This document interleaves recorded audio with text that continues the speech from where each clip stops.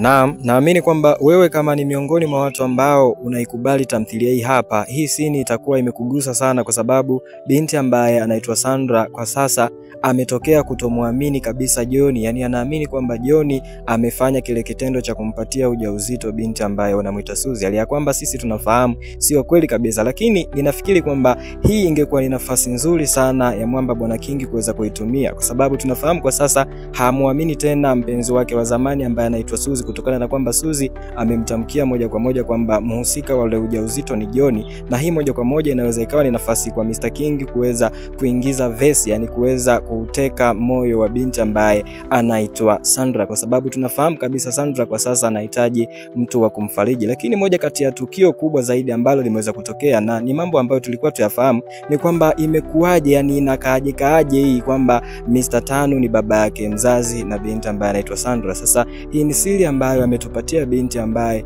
wanamuita Suzy. Sasa baba yake na Joni amesikiliza hizi taarifa, na kwamba moja kwa moja kitu ambacho kinafuata, nafikiri kwenye episode zinazokuja mbele, utakuwa ni ugomvi mzito kabisa kati ya Tanu pamoja na binti ambaye anaitwa Suzy. Nafikiri kwamba Suzy ameharibu hapa, yani kifupi ni kwamba anazipata wapi hizi taarifa ya kwamba binti ambaye anaitwa Sandra ni mtoto wake na Mr. Tanu, au alifanya vile ili kuweza kumuumiza Mwamba Bwana King, kuonekana kwamba King ana uhusiano na ukaribu pamoja na binti ambaye anaitwa Sandra, au huenda hizi taarifa za kwamba Sandra ni mtoto wake na Mr. Tanu ni za uongo, kwa sababu ninafikiri kwamba binti Suzy amemwambia hivyo King ili King akamfikishie taarifa binti ambaye anaitwa Sandra, ili Sandra aweze kukata tamaa ya kuendelea kumfuatilia Mwamba Bwana Joni, akiamini kwamba ni ndugu yake. Sasa moja kwa moja hapa kutakwenda kutokea mzozo mzito. Kama hii ilikuwa ni plani yake Suzy, atakwenda kufeli, kwa sababu kwa sasa mzee Tanu amemsikiliza mazungumzo yake yeye pamoja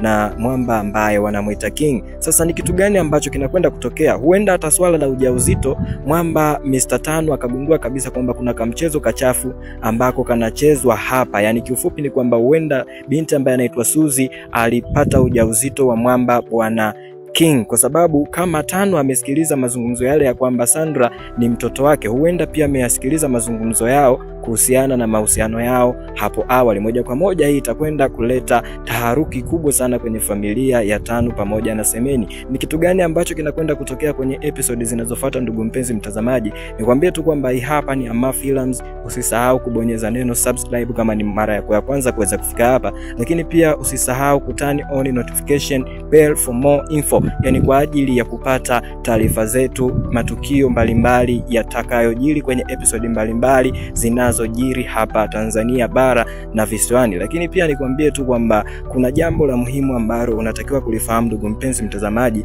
Unajua Sandra kwa sasa ana mtihani mzito, na kama unakumbuka kuna scene moja alikuwa akiongea na Father Tanu, yani kifupi ni kwamba alikuwa anatamani kumwambia shida zake, lakini hakuweza kumueleza. Maamuzi ambayo ameyachukua ni kuweza kutoroka, yani kuondoka pale nyumbani kwenye familia ya Tanu. Naamini kwamba hili litakuwa ni jambo zuri sana, ni binti kuweza kuondoka hapo nyumbani lilikuwa ni jambo zuri na maamuzi mazuri, kwa sababu hapo alipo Suzy angeweza kumfanyia kitendo chochote kibaya kile cha kuweza kumdhuru ama kuyadhuru maisha yake. Kwa hiyo ninaona kwamba kitendo alichokifanya ni kitendo kizuri sana, lakini kwa upande mwingine ni kitendo kibaya. Lakini binti anaelekea wapi? Tutake kujua hilo. Ni kwamba binti huenda anaelekea kule hospitali kwa ajili ya kuweza kumsaidia Mwamba Bwana Joni, lakini binti ameahidi kwamba baada ya kumsaidia Mwamba Bwana Joni atahakikisha kwamba anaachana na hii familia. Yani kifupi ni kwamba atahakikisha ana move on na maisha yake, amwache Joni aendelee na maisha yake na mwanamke wake ambaye anaitwa Suzy. Sasa ili ni kosa ambalo nafikiri kwamba binti anakwenda kulifanya, kwa sababu hana imani na Mwamba Bwana Joni, yani kwamba